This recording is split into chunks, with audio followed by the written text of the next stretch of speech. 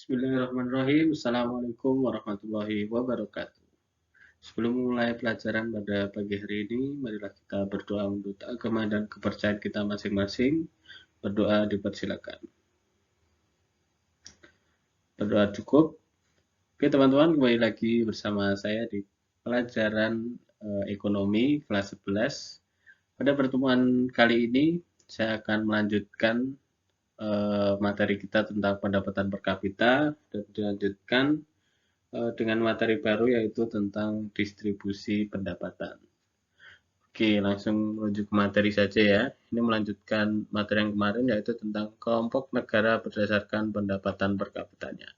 Jadi negara-negara dikelompokkan menjadi 4 kelompok, yaitu kelompok dengan pendapatan rendah, kemudian yang berpendapatan menengah ke bawah, kemudian menengah atas, dan berpendapatan tinggi.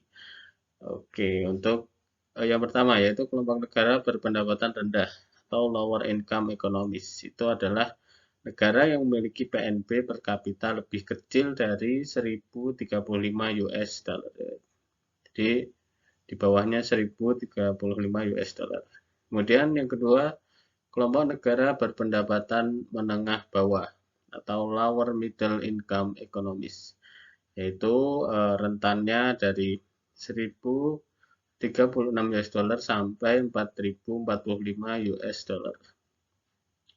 Oke, lanjut. Kemudian kelompok negara berpendapatan menengah atas itu berkisar antara 4045 US dollar sampai 12.535 US dollar.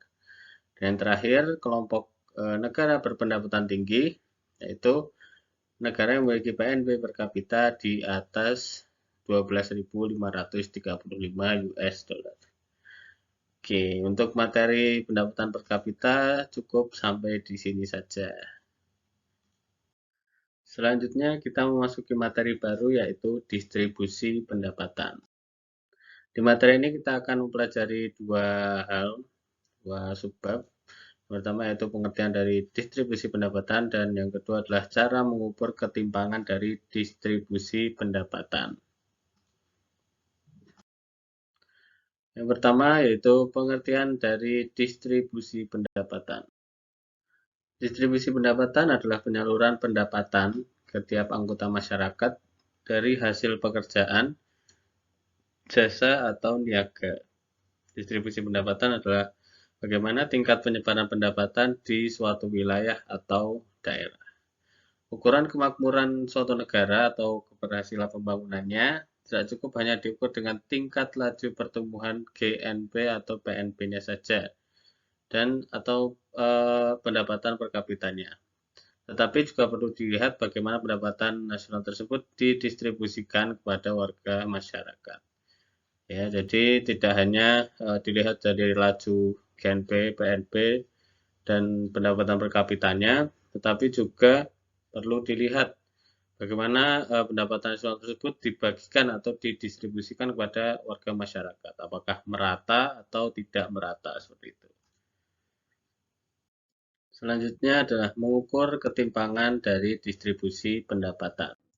Cara mengukur ketimpangan distribusi pendapatan ada dua cara di sini, yaitu menggunakan menghitung koefisien Gini atau Gini rasio dan berdasarkan kriteria dari Bank Dunia. Oke, yang pertama berdasarkan koefisien Gini atau Gini rasionya. Koefisien Gini adalah ukuran ketimpangan atau ketidakmerataan pendapatan suatu negara. Angka koefisien Gini berkisar antara 0 sampai 1 ya. Jadi tidak bisa lebih besar dari 1 atau lebih kecil dari 0. Negatif itu tidak bisa ya. Jadi 0, sekian, 0, sekian seperti itu. Semakin kecil koefisien Gini, semakin merata distribusi pendapatannya. Semakin besar koefisien Gini atau mendekati 1, semakin tidak merata pendapatannya. Oke, perhitungan koefisien Gini merupakan upaya pengukuran luas suatu kurva tentang distribusi pendapatan seluruh kelompok pendapatan. Kurva tersebut dinamakan kurva Lorenz yang digambarkan sebagai berikut. Nah, seperti ini ya bentuknya kurva Lorenz. Di sini ada yang diarsir berwarna pink ya. terlihat ada luasnya A ini yang diarsir. Oke, teman-teman ya, berdasarkan kurva Lorenz berikut, kita akan menafsirkan kurva ini ya. Yang pertama, besarnya ketimpangan ditunjukkan oleh daerah yang diarsir, yaitu daerah A ini ya. Bentuknya seperti ini. Nah, itu adalah besaran ketimpangan. Kemudian koefisien gini adalah rasio atau perbandingan antara luas bidang yang diarsir dengan luas segitiga BCD. Jadi sini ada segitiga BCD, sini BCD, ini berbentuk segitiga ya. Kemudian dibandingkan dengan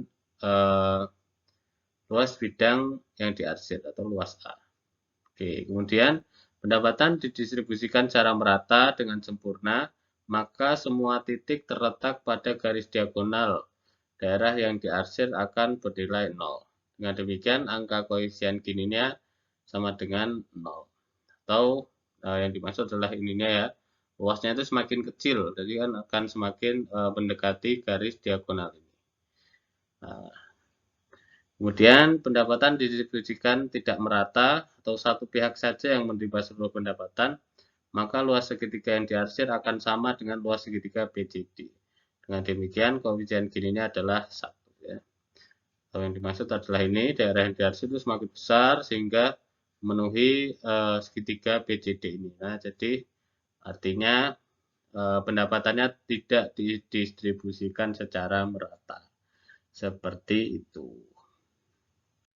Oke, kesimpulannya anak-anak, suatu distribusi pendapatan dikatakan semakin merata apabila nilai koefisien gininya mendekati 0. Sebaliknya, distribusi pendapatan akan dikatakan tidak merata jika nilai koefisien gininya makin mendekati 1. Oke, berikut adalah rumus menghitung koefisien gini. Itu luas bidang yang diarsir atau luas bidang A dibagi dengan luas segitiga BCD. Pada slide sebelumnya ya, bisa dilihat lagi di video YouTube-nya. Oke, di sini adalah kriterianya ya. Kalau X atau koefisien gininya sama dengan 0, maka pendapatannya didistribusikan secara merata sempurna. Kemudian kalau antara 0 sampai 0,4 itu ketimpangannya rendah, 0,4 sampai 0,5 memiliki tingkat ketimpangan sedang. Kemudian dari 0,5 sampai 1 di bawah 1 ya, tingkat ketimpangannya tinggi, dan jika nilai koefisien gini sama dengan 1, maka pendapatannya didistribusikan secara tidak merata sempurna. Seperti itu anak-anak. Oke, yang selanjutnya adalah mengukur distribusi pendapatannya berdasarkan kriteria Bank Dunia. Kriteria Bank Dunia dalam menghitung persentase distribusi pendapatan, menurut kriteria Bank Dunia yang menjadi patokan adalah 40% penduduk termiskin. Ya. Kriterianya adalah sebagai berikut. Jika 40% penduduk termiskin menikmati kurang dari 12% pendapatan nasional, maka ketimpangannya tinggi seperti itu ya. Kemudian jika 40% penduduk termiskin menikmati 12% hingga 17% pendapatan nasional, maka ketimpangan sedang. Dan jika 40% penduduk termiskin menikmati lebih dari 17% pendapatan nasional, maka ketimpangannya termasuk rendah. Seperti itu ya, itu kriteria dari Bank Dunia. Oke anak-anak, mungkin itu saja yang bisa saya sampaikan pada pertemuan kali ini. Semoga bermanfaat. Tetap jaga kesehatan.